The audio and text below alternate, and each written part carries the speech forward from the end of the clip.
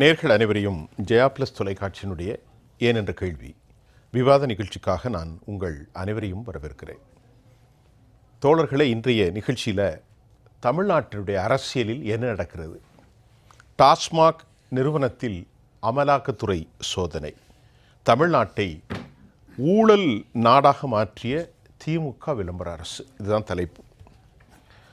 மிகப்பெரிய அதிர்ச்சிக்கு உள்ளாகி இருக்கிறது இந்த சம்பவம். திராவிட முன்னேற்ற கழக ஆட்சியில் ஒரு அரச துறையில் விற்கப்படுகின்ற 50,000 கோடிகள் ரூபாய் ஆன டாஸ்மாகினுடைய அந்த வருமானத்திற்கு சமநிலையில் திராவிட முன்னேற்ற கழகத்தின் மிக முக்கிய ஆளுமைகள் அவர்களால் மிகப்பெரிய கள்ள பண சம்பாத்தியத்தை அவர்கள் கள்ள மார்க்கெட்டின் வாயிலாக யாரும் அறியாமல் இவ்வளவு பல கோடிகளை குவித்தார்கள் என்ற கட்டுரைகள் இன்றைக்கு மலைபோல் குவிந்திருக்கிறது.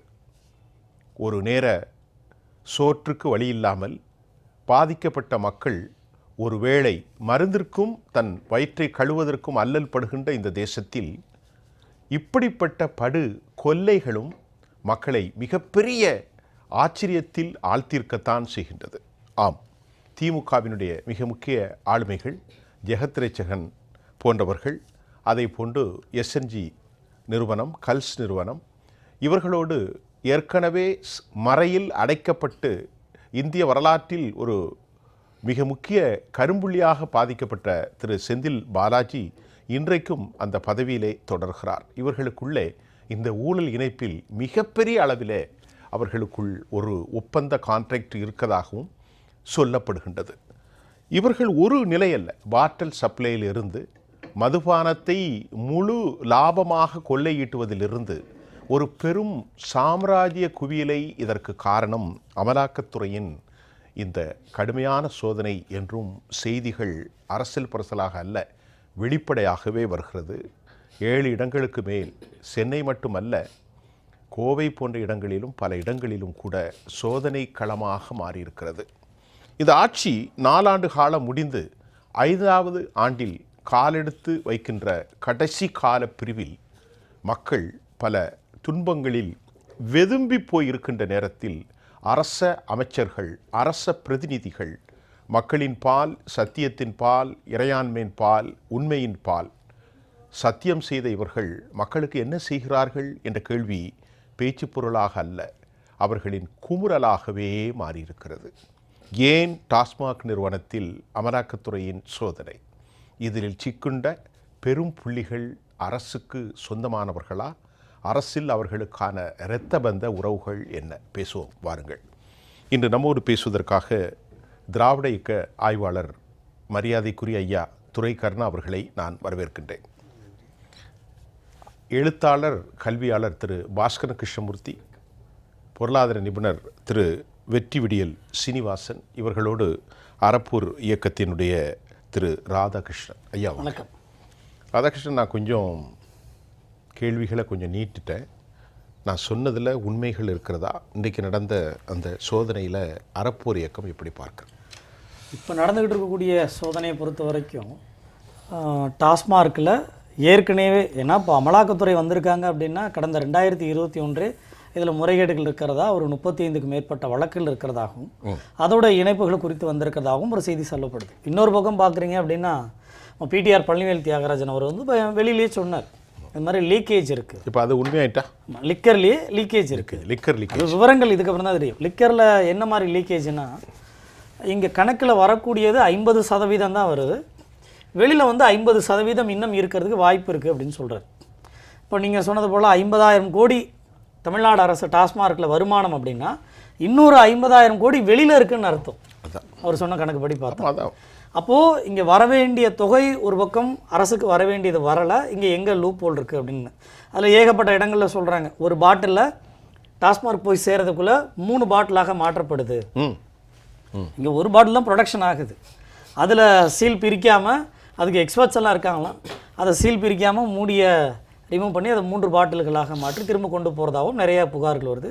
இன்னொரு பக்கம் 10 ரூபா டாஸ்மார்க்லேயே கூடுதலாக வாங்குறதாகவுமே பார்க்குறோம். இன்னும் பல இடங்களில் சுருள் இல்லை என்று பில்லே போட்டதில்லை. அந்த சிலர் பில்லை கேட்டால் காக்க வைத்திருக்கிறார்கள் என்ற தகவல். ஏன்னா அந்த பார்கோட் ஸ்கேன் பண்ணுறதில் டெண்டர் போட்டதில் அதில் சில குழப்படிகள் இருக்கிறத செய்திகளில் பார்த்துருப்போம். இன்னொரு பக்கம் வந்து அது இன்னும் நிறைய இடங்களில் இம்ப்ளிமெண்டேஷன் பண்ணல. பார்கோடை ஸ்கேன் பண்ணி அதிகப்படியான சேல்ஸ் சமயத்தில் எவ்வளவுன்னு எங்களால் அதை ஸ்கேன் பண்ணி போடுறதுக்குள்ளே பொறுக்க முடியல, கூட்டம் ஜாஸ்தியாக இருக்குது அப்படின்னு அந்த ஸ்கேனிங் மிஷினே பெரும்பாலும் பயன்படுத்தப்படலை அப்படின்றது ஒரு காரணம் இருக்குது. இன்னொரு பக்கம் வந்து அந்த பாட்டில்கள் அதிகப்படியாக வெளியில் மிக்சிங் கலக்கப்படுது, 1க்கு 2 பாட்டிலாக 3 பாட்டிலாக மாற்றப்படுது, ஒரு யூனிட்டெல்லாம் இயங்குதெல்லாம் சொல்கிறாங்க. சரி, அப்படின்னா தரம் இருக்காது.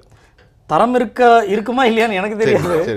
ஆனால் உண்மையிலே திரு ராதாகிருஷ்ணன் கேள்வி, 1லிருந்து 3 பாட்டில் என்றால் அதே சமநிலையான அளவீட்டில் வேறு சரக்கை ஃபில் செய்கிறார்களா, அல்லது அதே அதிக தண்ணி ஊற்றி அதே கலரிலே அந்த சரக்கினுடைய என்னது சுதி குறைந்து விடுவோம்? இருக்கலாம், அது மாதிரி இருக்கு, தெரியவில்லை. பட் காரணம் என்னென்னா இந்த பாட்டில்கள் வர்ற ஒவ்வொரு பாட்டிலுக்கும் அரசுக்கு வர வேண்டிய வருமானம் அங்கே பாதி மடங்கு வெளியில் போகுதுன்னு சொன்னதுக்கு பிறகு விரைந்த நடவடிக்கை எடுத்திருந்தால் அந்த தொகை அரசுக்கு வந்திருக்கும்.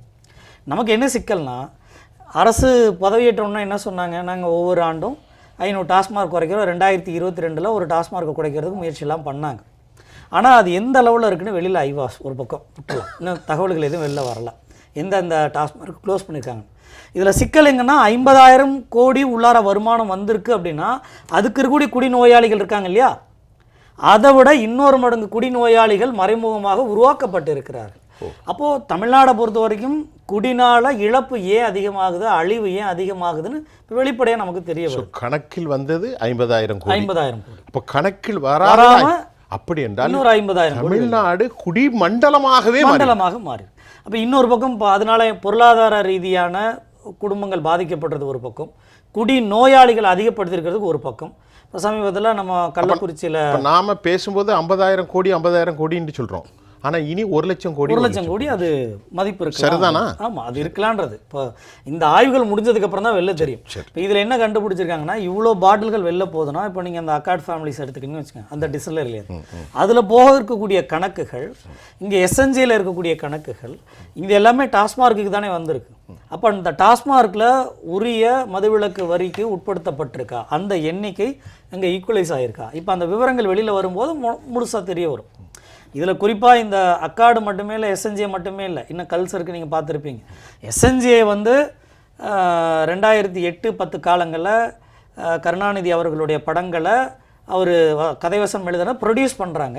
அந்த ஆண்டே இந்த நிறுவனத்துக்கு அப்ரூவலும் கிடைக்குது, இந்த டாஸ்மார்க்கு உள்ளார வர்றதுக்கான அப்ரூவலும் கிடைக்குது. அப்போது இது ஏதோ மொத்தமாக அரசு வந்து சம்மந்தமே இல்லை, அதாவது ஆளக்கூடியவர்களுக்கு எந்த தொடர்புமே இல்லைன்னு நம்மளை நாமளே ஏமாற்றிக்கிட்டால் தான் உண்டே தவிர. இன்னொரு பக்கம் இங்கே ஆய்வு நடந்துக்கிட்டக்கூடிய இடங்கள் பாருங்கள், பெரும்பாலும் என்ன சொல்கிறாங்க, செந்தில் பாலாஜி அவர்களுக்கு நெருக்கமானவர்கள். இது ஒரு முறை 2 முறை இல்லை, போன முறை ஐடி ரைடு நடந்தது, இன்கம் டேக்ஸ் நடக்கும்போது என்ன சொன்னாங்க, செந்தில் பாலாஜி அவர்கள் தொடர்பு இருக்கக்கூடிய நண்பர்கள், அதில் இவரும் ஒருத்தர். இப்போ இன்றைக்கி நடக்கும்போது என்ன சொல்லுவாங்க, இடி வந்திருக்கு, இடி வர்றாங்கன்னா எனிவே ஏதோ ஒரு எஃப்ஐஆர் இருக்குல்ல, எந்த எஃப்ஐஆரும் ஒன்று இருக்குல்ல, இடி சும்மா வருமா, கண்டிப்பாக ஏதோ ஒரு எஃப்ஐஆர் இருக்குது. இப்போ இந்த கலால் வரியை அந்த கணக்குகளை இப்போ பார்க்கும்போது தான் இன்னும் எவ்வளவு வந்து அங்கே கணக்குகள் மறைக்கப்பட்டிருக்கு. ராதாகிருஷ்ணன் ஒரு கேள்வி, நமக்கு இன்றைக்கு இந்த செய்தி வந்த உடனே நாங்கள் நேற்று முந்தினெல்லாம் செய்திகளை பார்க்குற போது ஜெகத்ரட்சகனுடைய ஒரு நிறுவனம் அக்கார்ட், கல்ஸுங்கிற நிறுவனம், ஜெயமுருகனுடைய எஸ்என்ஜி, இந்த 3 பேருமே திமுகவினுடைய மனசாட்சிகள் அப்படின்னு சொல்லப்படுது. ஒரு எம்பியும் கூட இல்லை. சரி, இப்போ இந்த மனசாட்சிகள் இந்த 50,000 கோடி இந்த ஊற்றினுடைய வடிவம் எங்கே சென்று எங்கே வரை பாயும்? இதில் பல பங்குதாரர்கள் இருக்கலாம் அல்லவா? கண்டிப்பாக இருக்கிறதுக்கு வாய்ப்பு இருக்கு. பல ஆரம்பத்திலிருந்து அடியிலிருந்து முடி வரைக்கும் இருக்கலாம் அல்லவா? நிச்சயமாக சொல்லப்போனால் இவங்க இந்த ப்ரொடக்ஷன் ஃபேக்ட்ரிஸும், இதில் ப்ரொடக்ஷன் ஃபேக்ட்ரி ஒரு இடம் இருக்கிறதாகவும் அது கொண்டு போகிறதுக்குள்ள நிறைய இடங்களில் மாற்றப்படுவதாகவும் கேள்விப்படுறோம்.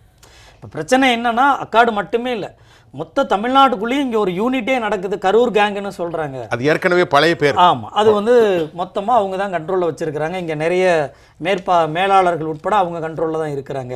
கணக்குகள் என்ன எழுதணும் என்ன முடிக்கணுன்றது அவங்க தான் சொல்லப்படுது அப்படின்லாம் நிறைய இருக்குது.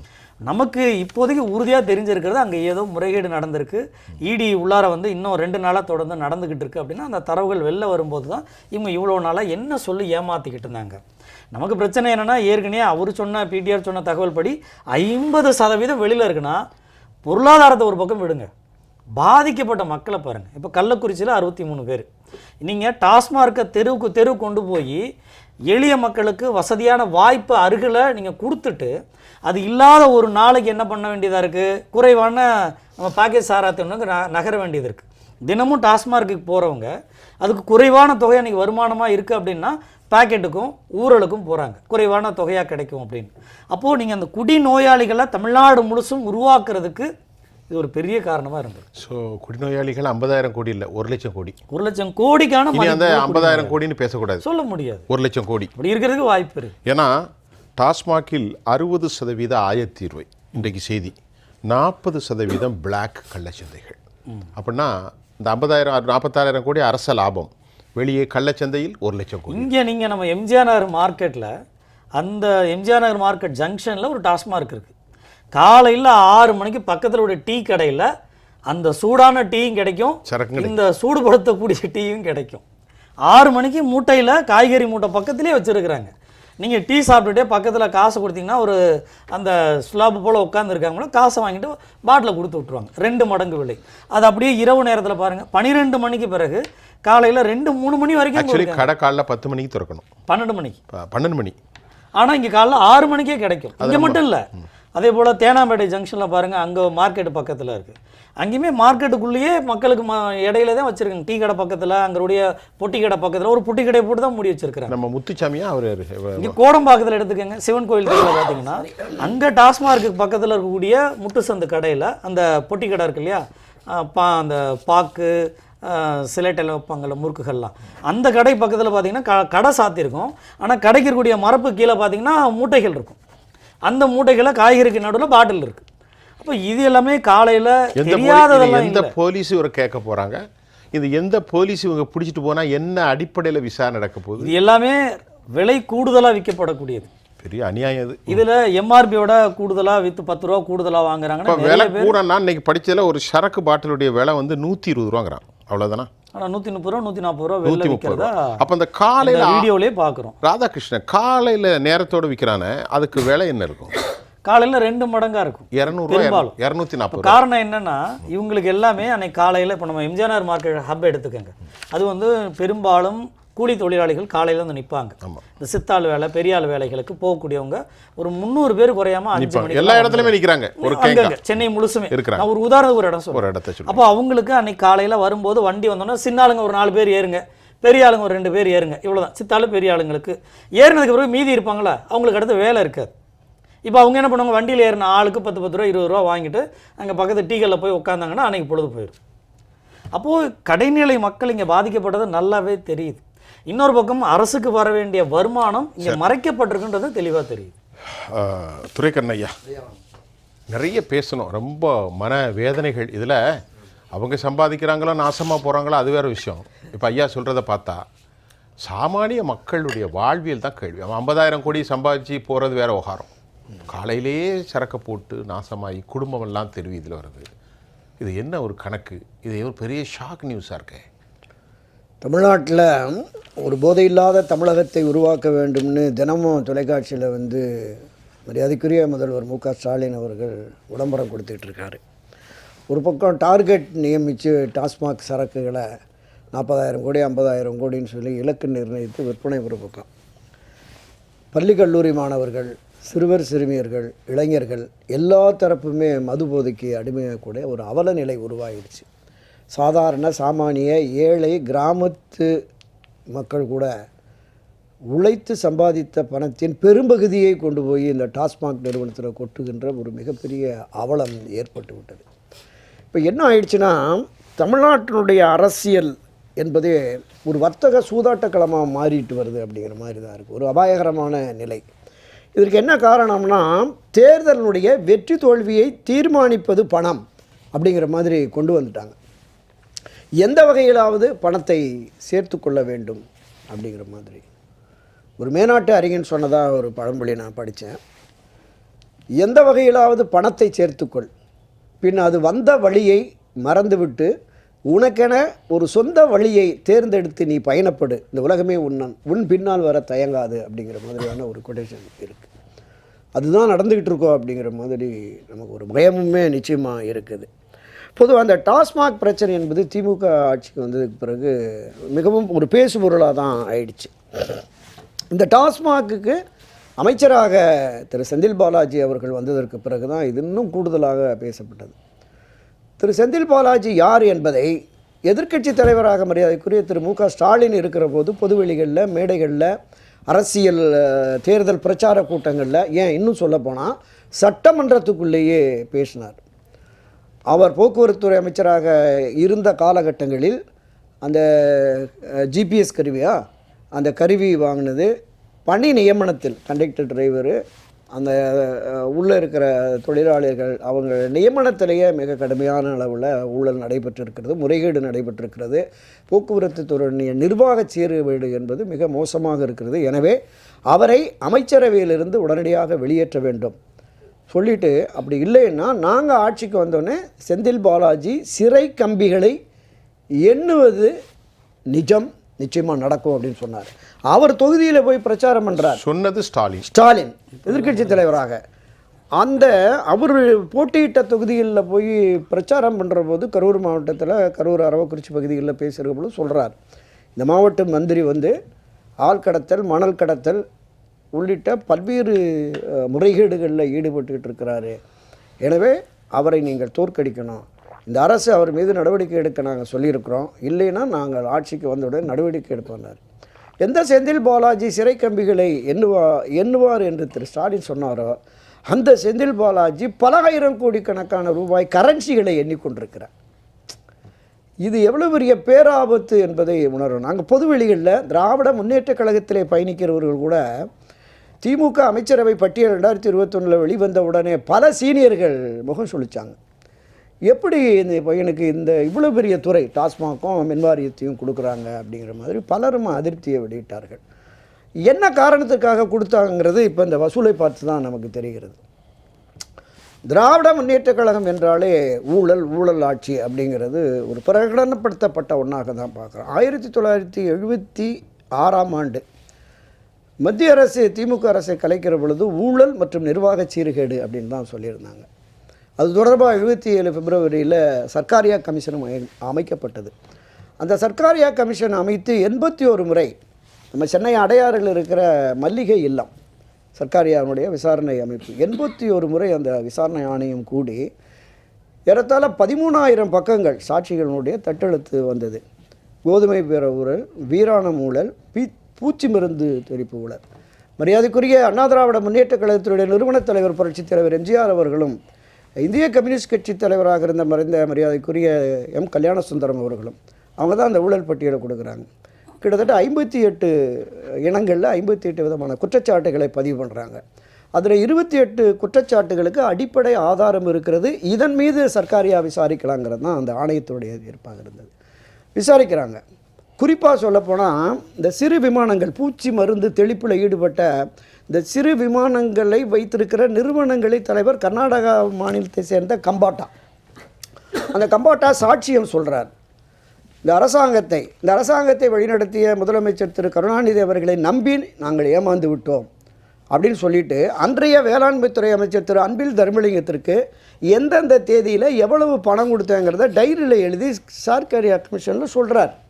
அன்றைக்கு இந்த தேதியில் கொடுத்தோம் அப்படின்னு. அது அந்த முதல் அறிக்கையிலே அவர் சொன்னார், நிர்வாக சீர்கேடு, ஊழல், முறைகேடு நடைபெற்றிருக்கிறது, இது தொடர்பாக விசாரிக்கலாம்ங்கிறது தான் அந்த முதற்கட்ட அறிக்கையாக இருந்தது. காலப்போக்கில் அரசியல் மாற்றம், புரட்சித் தலைவர் எம்ஜிஆர் அவர்கள் பெருந்தன்மையோடு அது தொடர்பாக விசாரிக்கலை.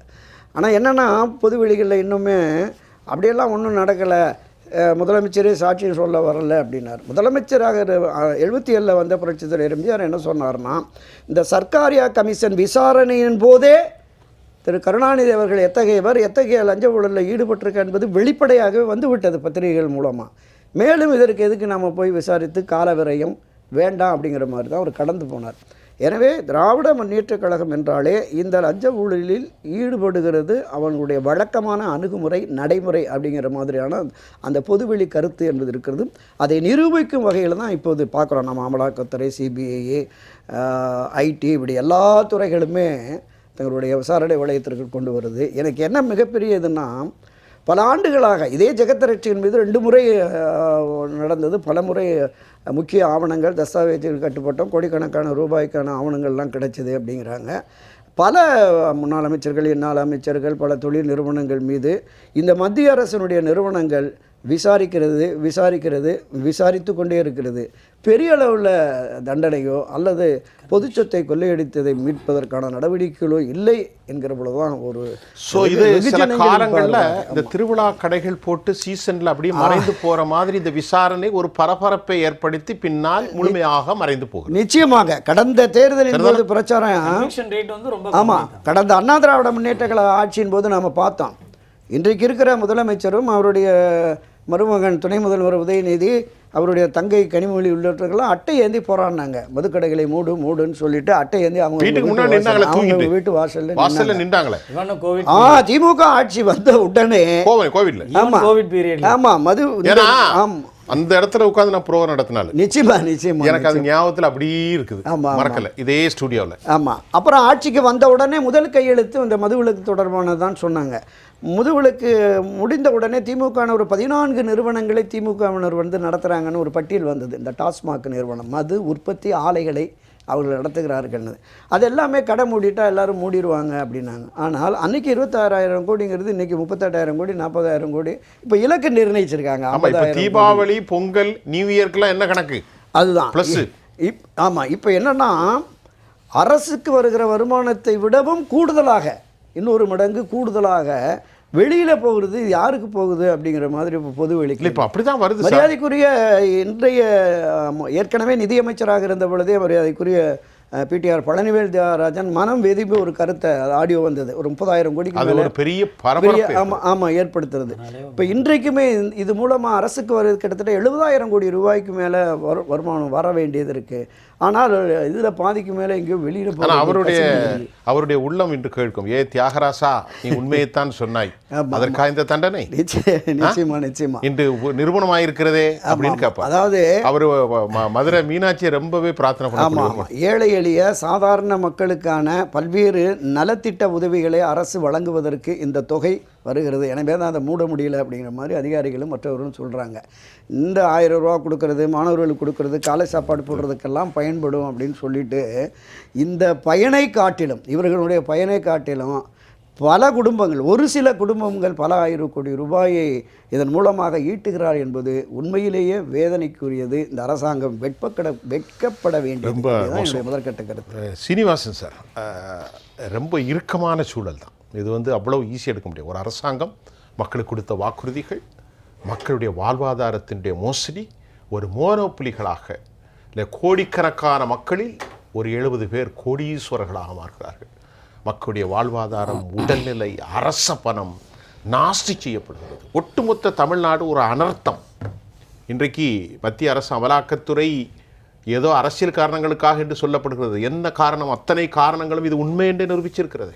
நீங்கள் ஒரு பொருளாதார நிபுணர், எந்த புள்ளியில் இந்த விவகாரத்தை அணுகிறீங்க? இல்லை, சோஷியல் ஆஸ்பெக்ட்ஸ் எல்லாம் பற்றி ராதாகிருஷ்ணன் அவர்கள் நன்றாக சொன்னார். அது முன்னால் நடந்திருக்கக்கூடிய அரசியல் காரணங்களை எல்லாம் துரை கருணா ஐயா வரலாற்று நிகழ்வுகளை இப்படியெல்லாம் நடந்திருக்குன்னு ஐயா சொன்னாங்க. இதில் இருக்கக்கூடிய ஃபினான்ஸ் ஆங்கிளை மாத்திரம் பார்த்தது. சார், அதுக்கு முன்னாடி 2 விஷயங்களை தெரிந்து கொள்ளணும்.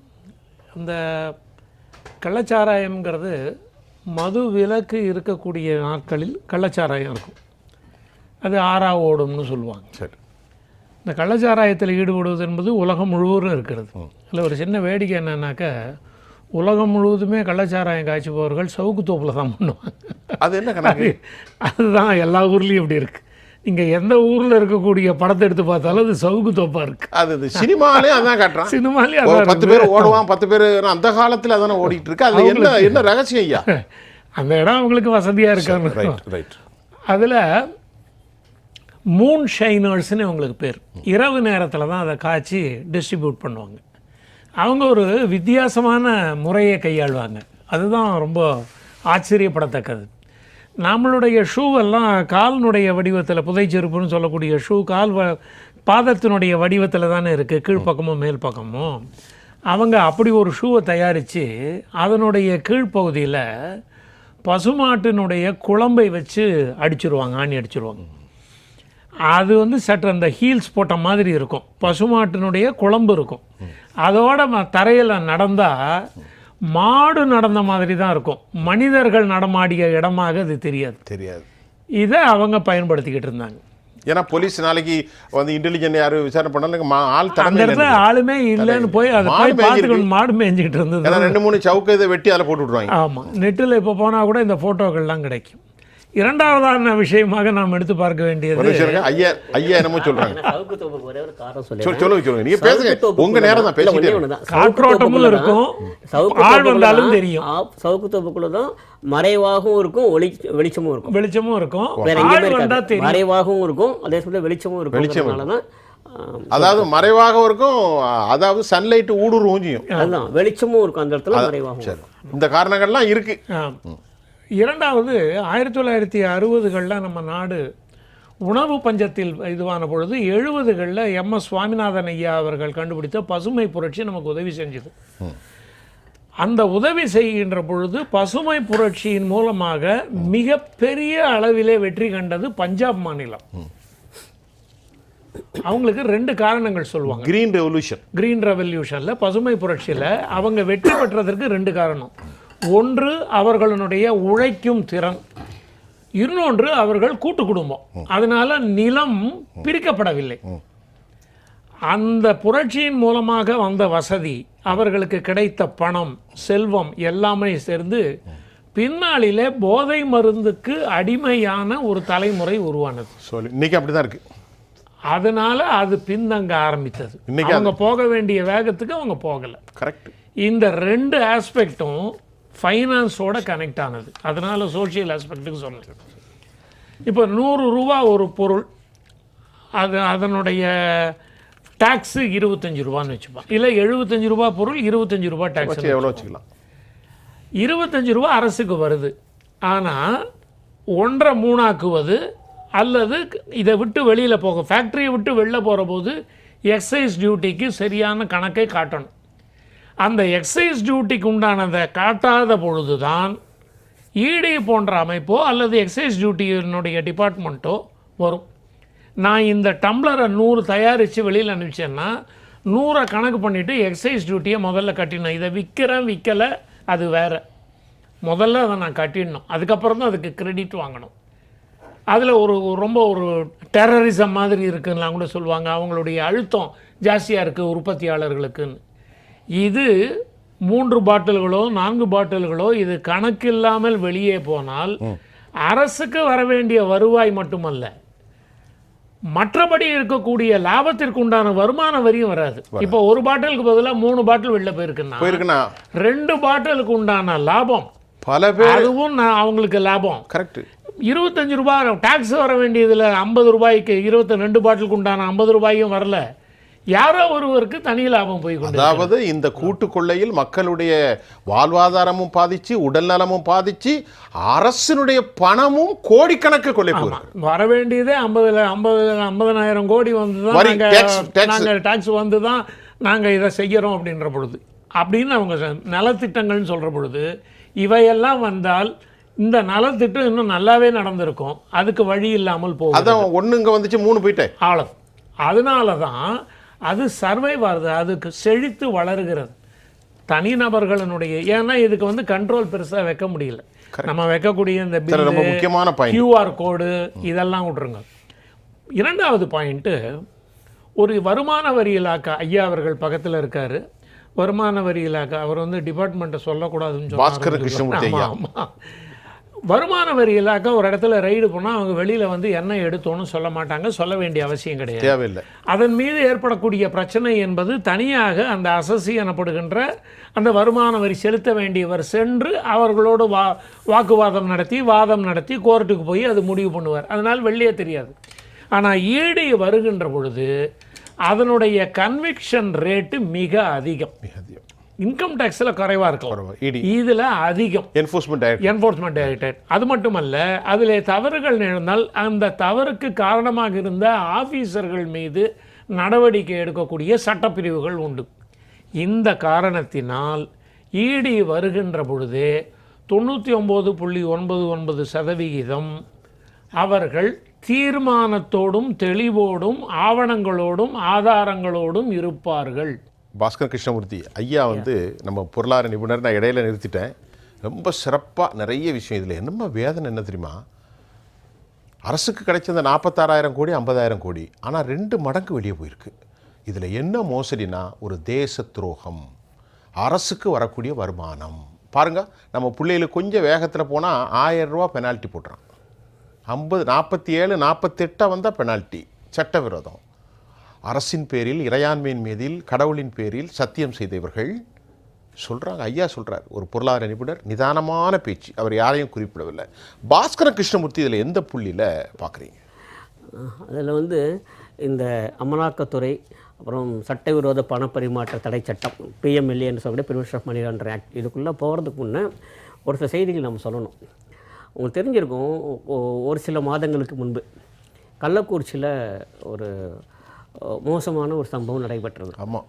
அப்போது நான் செய்திகளை பார்த்தபோது அதிகாரப்பூர்வமாக என்ன சொன்னாங்க, இதை கள்ளச்சாராயம் சொல்லக்கூடாது, இது விஷச்சாராயம் சொல்லக்கூடாது அப்படிலாம் சில பேர் கிளம்புனாங்க. சரிங்களா, அப்படி சொல்லக்கூடாது, இது வந்து விஷச்சாராயம் சொல்லாதீங்க அப்படிலாம் வந்து சொன்னாங்க. அதனால் அவங்க அகராதியில் அப்படி ஒன்று இருந்தால் கூட இல்லை அப்படிங்கிற மாதிரி தான் இப்போ பேச ஆரம்பிச்சிட்டாங்க. அந்த சொல்லே இல்லை, அது வந்து விஷச்சாராயம் சொல்லாதீங்க, அப்புறம் கள்ளச்சாராயம் சொல்லாதீங்க, முறை தவறி வந்த சாராயம் என்று சொல்லுங்கள் அப்படிலாம் சொல்ல ஆரம்பிச்சிட்டாங்க. சரிங்களா, அப்படி எல்லாவற்றையும் நியாயப்படுத்துகிறவர்கள் இருக்கிற போது நமக்கு ரொம்ப சங்கடமாக இருக்குது. இப்போது இந்த கேஸில் வரேன் நான். இப்போது இந்த பிஎம்எல்ஏ பொறுத்தவரையில், இந்த மணி லாண்டரிங் ஆக்டை பொறுத்தவரையில் இதோட பின்புலம் பார்த்திங்கனாக்க பல பேருக்கு இன்னும் அந்த பின்புலம் ஏதோ அந்த மத்திய அரசு பிறகு மத்திய அரசு ஏதோ பண்ணிட்டு வச்சுட்டு இருக்காங்க. 1990ஆம் ஆண்டு ஐக்கிய நாடுகள் சபையில் இது பற்றி விவாதிச்சாங்க. 1998 ஜூன் மாதம் இதற்கான ஒரு தீர்மானம் நிறைவேற்றினாங்க ஐக்கிய நாடுகளுடைய பொது சபையில், ஜெனரல் அசம்பிளியில். என்ன சொன்னாங்கன்னா, ஒவ்வொரு நாடும் மணி லாண்டரிங் ஆக்ட் ஒன்று போட்டாகணும் அப்படின்னு சொல்லி 1998 ஜூன் மாதம் போட்டாங்க. ஆக்சுவலாக அதுக்கப்புறம் 4 ஆண்டுகள் கழிச்சு 2002ஆம் ஆண்டு இது நடைமுறைக்கு வருகிறது இந்தியாவில். ஸோ இந்த பிஎம்எல்ஏ ஆக்ட், பிஎம்எல்ஏ என்ன நீங்கள் சொன்னீங்களா, இது ஒரு தேச துரோக குற்றம் சொன்னீங்களா? இல்லை, இது சர்வதேச துரோக குற்றம். இது சர்வதேச குற்றம். பிஎம்எல்ஏங்கிறது சர்வதேச குற்றமாக போட்டிருக்கு. ஐக்கிய நாடுகள் சபை போட்ட 1998 ஜூனில் ஐக்கிய நாடுகள் சபை போட்ட அந்த தீர்மானத்தின் அடிப்படையில் தான் இங்கே இந்த ஆக்டே வந்தது ஒன்று. சரிங்களா, ஆனால் நீங்கள் பாருங்கள், இப்போ பல பேர் என்ன பண்ணுறாங்கன்னா, பிஎம்எல்ஏ வந்து ரொம்பவுமே ட்ரெக்கோனியன் ஆக்டாக இருக்குது, அதில் வந்து யாரை வேணால் அரெஸ்ட் பண்ணிடலாம் அப்படிலாம் இருக்குது அப்படின்னா, அது வந்து செக்ஷன் 19 அப்படி தான் சொல்லுது பிஎம்எல்ஏல. ட்ரெக்கோனியன்னா அரசாங்கம் எது வேணாலும் அவங்க முடிவு பண்ணிட்டு அரெஸ்ட் பண்ணிடலாம். மணி லாண்டரிங்கில் அவர் ஈடுபட்டிருக்காரு தெரிஞ்சு அரெஸ்ட் பண்ணலாம். அதான் 19(1) சொல்லுது. சரிங்களா, 19 சப் கிளாஸ் 1.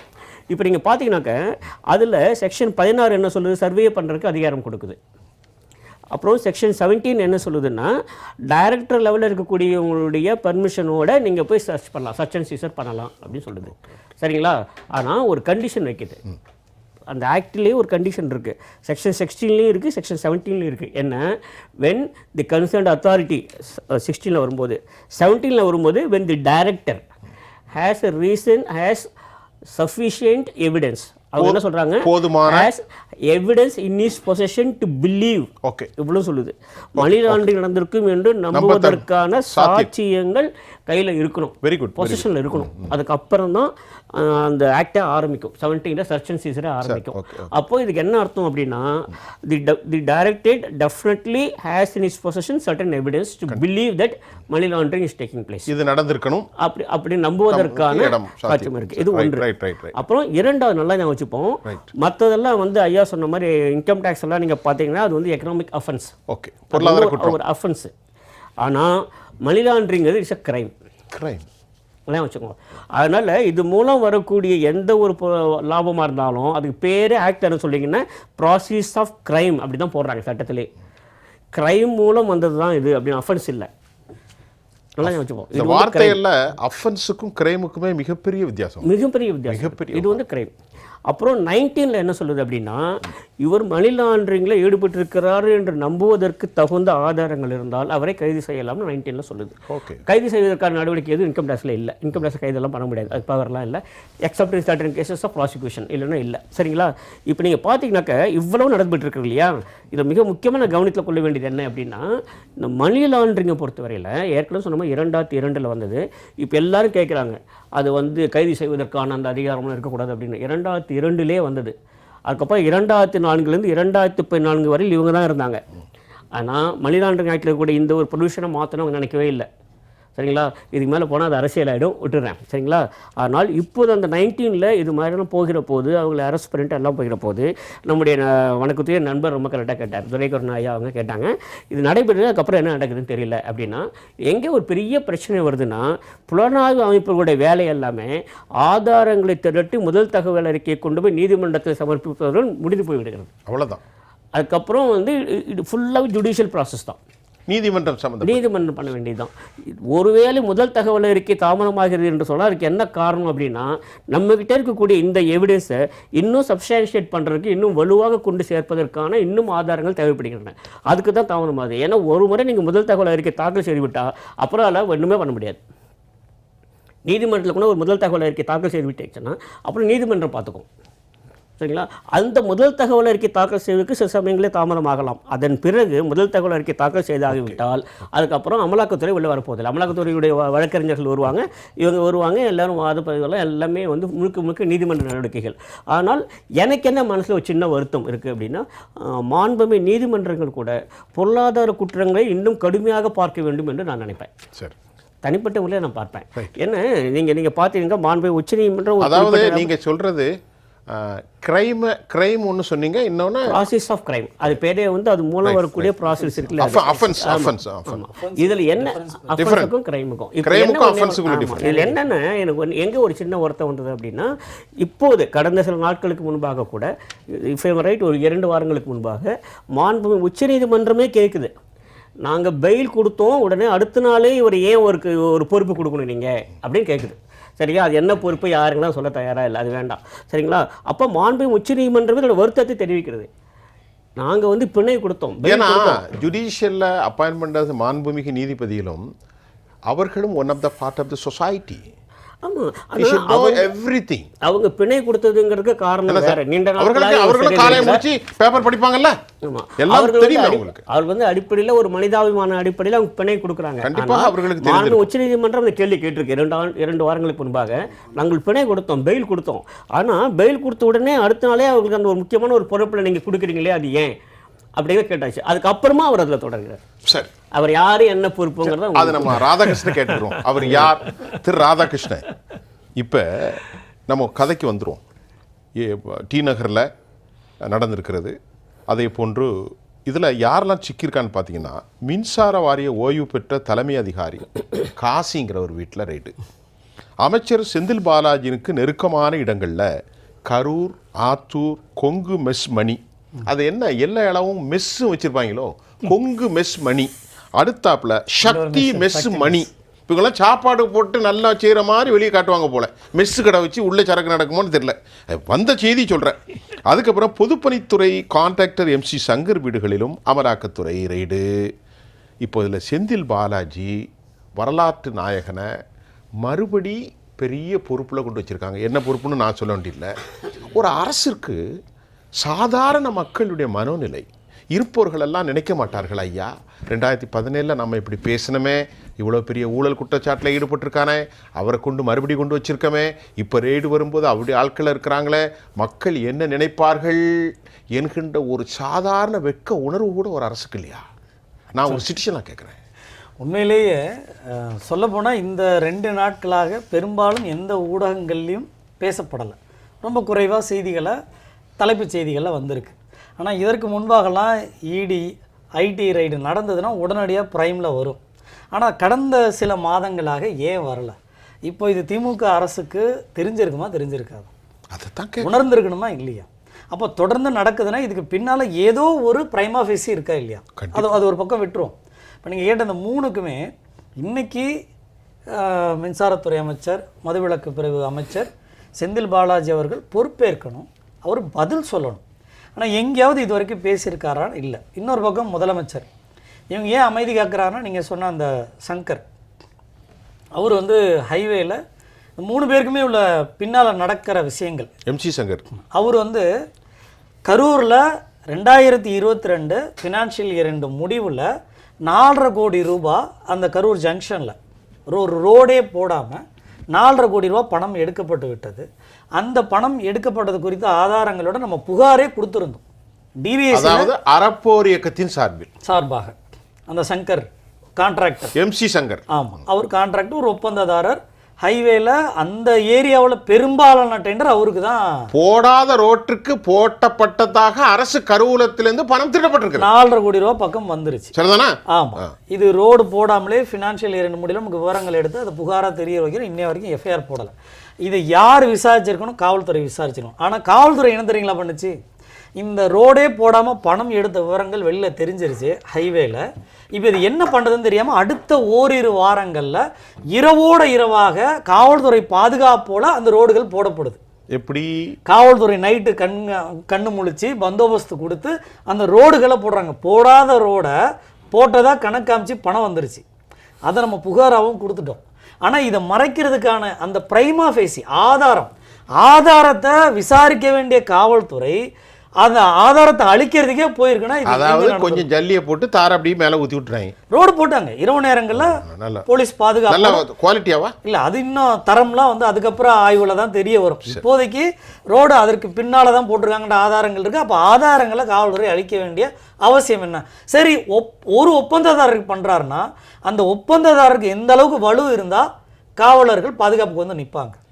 அப்போது இவருக்கு எதனால் இவ்வளோ பெரிய பேக்கப் தேவைப்பட்டிருக்கு? இப்போ அப்போவே என்ன சொன்னாங்க செய்திகளை வரும்போது, செந்தில் பாலாஜி அவர்களுக்கு நெருக்கமானவர், நண்பர் அப்படின்னு சொன்னாங்க. யாரு? இந்த இவர் சங்கர். ஆமாம் அப்படின்னு சொன்னாங்க. இப்போது இது வரைக்கும் அது சம்மந்தமான எந்த விவரங்களும் வரல. ஒன்று, இது ஒரு செய்தி. ரெண்டாவது, காசி சொன்னீங்கல்ல, நம்ம ஏற்கனவே டிரான்ஸ்ஃபார்மர் கொள்முதலில் ஒரு 7 லட்சம் பொறுமானம் உள்ள டிரான்ஸ்ஃபார்மரில் 12 லட்சத்துக்கு வாங்கினது அப்படின்ற அதோடைய சுருள் விலைகளை கூடுதலாக மார்க்கெட் ரேட்டை விட மற்ற மாநிலங்களை விட கூடுதலாக அது 33 நிறுவனங்கள் ஒரே ரேட்டையும் கோட் பண்ணியிருந்தாங்க. இவ்வளோ விவரங்களையும் கொடுத்தோம். 397 கோடி ரூபா முறைகேடு டிரான்ஸ்ஃபார்மர் கொள்முதல்ல.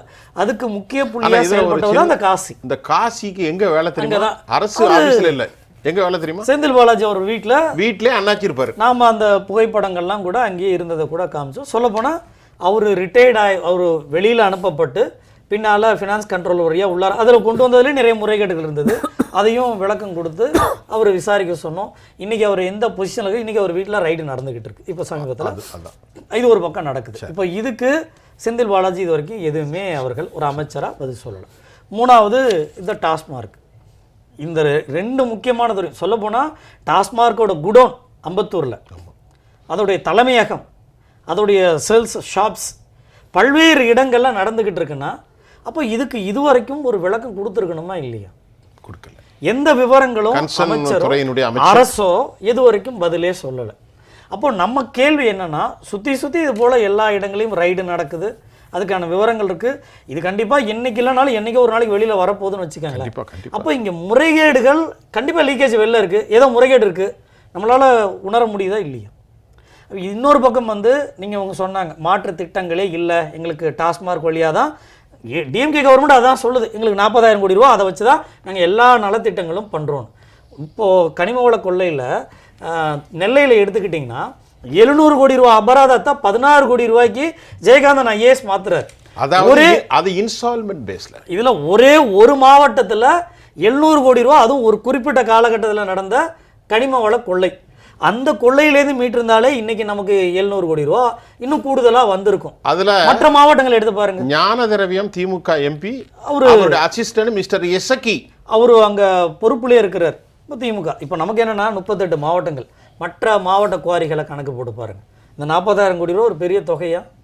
எவ்வளவு கனிம வளங்கள் முறைப்படுத்தி விற்கப்பட்டிருந்தாலே, தாது மணலை முறைப்படுத்தி விற்கப்பட்டிருந்தாலே அரசுக்கு பல கோடி ரூபா வருமானம் இருக்குது. அப்போது இவங்களை மக்களை திசை திருப்பதற்காக ஒருத்தனை அழிச்சிட்டு உனக்கு நான் வந்து நாளைக்கு நல்ல சாப்பாடு போட போகிறேன், இன்றைக்கி நீ மது அறிந்து செத்து போயிருன்னா எப்படி அது சாத்தியம்? அரசு அப்போ ஒரு பொறுப்பற்ற தன்மையோடு இருக்குது. ஒரு அமைச்சர் இதுக்கு சொல்லப்போனால் அதில் என்ன சொல்லியிருக்காங்க, மது விலக்கில் எவ்வளோ வருமானம் வருதோ அதுக்கு இத்தனை சதவீதம் நாங்கள் அவங்கள புனரமைக்கிறதுக்கு வேலை செஞ்சுருக்கணும்ல, அதை எங்கே செஞ்சுருக்கிறாங்க? அப்போது ஒரு பொறுப்பற்ற தன்மையோட இந்த அமைச்சர் இல்லைன்றது நமக்கு நல்லாவே தெரியுதில்ல. துரைக்கண்ணா சார், இப்போ நீண்ட நெடியாக பேசிட்டோம், சுருக்கமாக மிக சுருக்கமாக சொல்லிடுறேன்.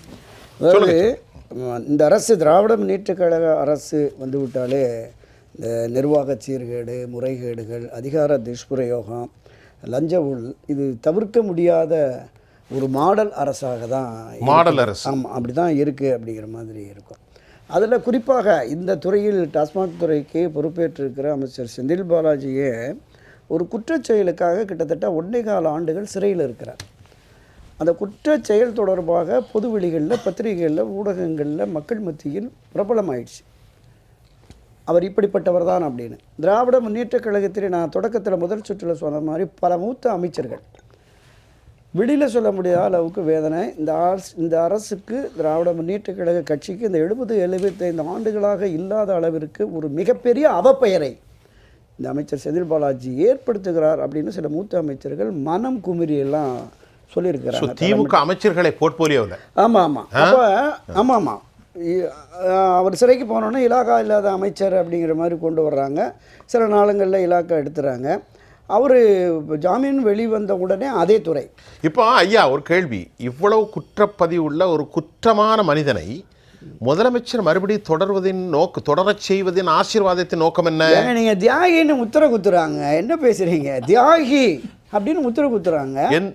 என்ன ஏதாவது வேதனை தான் கேட்குறாங்க. ஐயா சொன்ன மாதிரி விடுதலை அடைந்ததற்கு பிறகு அதே இலாக்காவை கொடுக்குறீங்க. நீங்கள் ஒரு விமர்சனம் வருகிற பொழுது நிதியமைச்சராக இருந்த ஒரு பாரம்பரியமிக்க பிடி ராஜன் ஃபேமிலிங்கிறது திராவிட இயக்கத்தினுடைய மிக மூத்த தலைவர், ஒரு பாரம்பரியமிக்க குடும்பத்தைச் சேர்ந்த மிக நேர்மையான ஒரு அமைச்சர், நிதியமைச்சராக இருந்த பழனிவேல் தியாகராஜன்.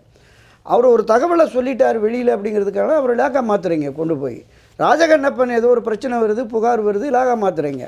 பொன்முடியை இலாக்கா மாத்துறீங்க.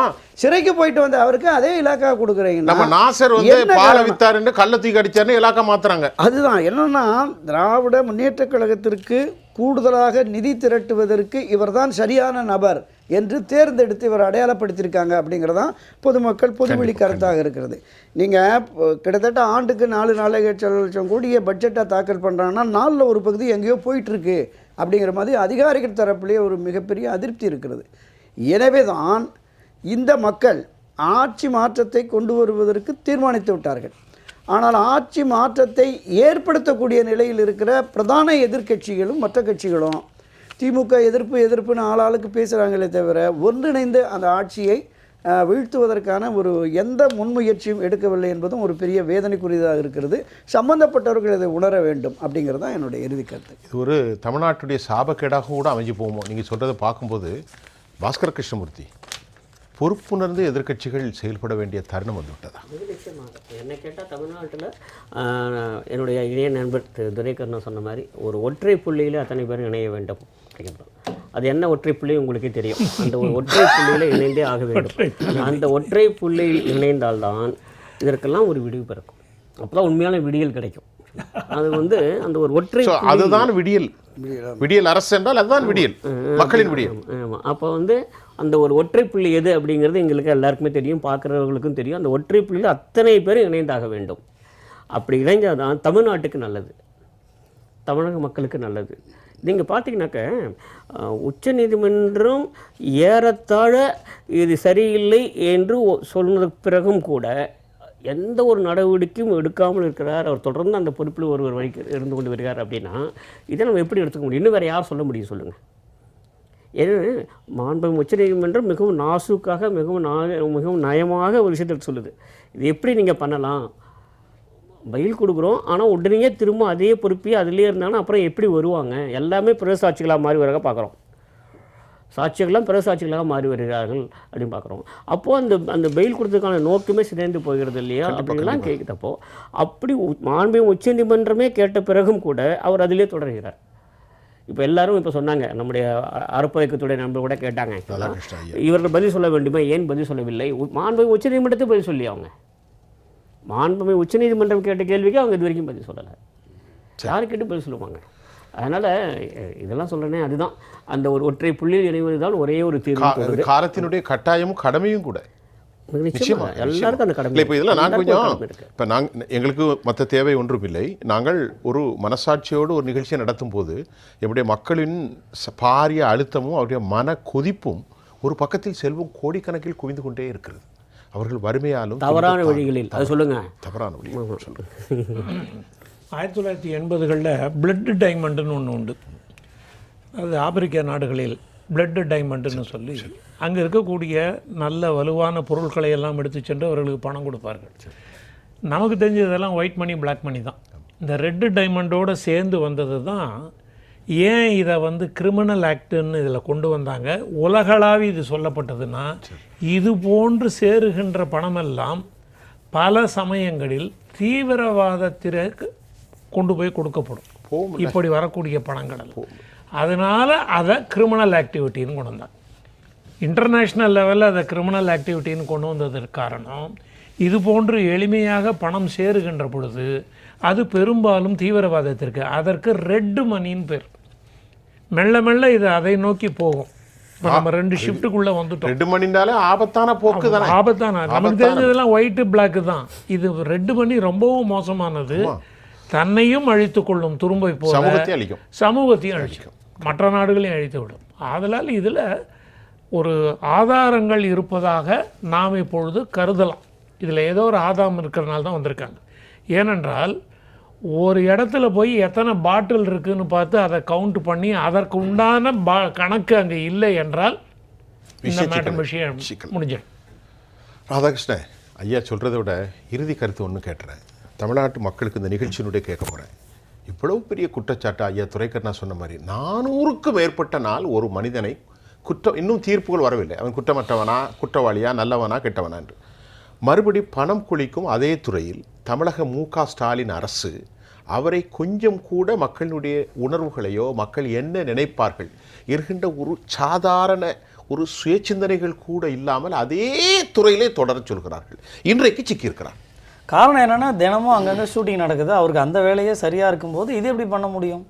உதாரணத்துக்கு மதுவிலக்கு பிரிவு துறையை பொறுத்த வரைக்கும் வெளிப்படைத்தன்மை கொஞ்சம் கூட இல்லைன்னு சொல்லலாம். உதாரணம், நாங்கள் இந்த டிரான்ஸ்போர்ட் பண்ணுறதுக்கான டெண்டர் ஒன்று நடந்தது.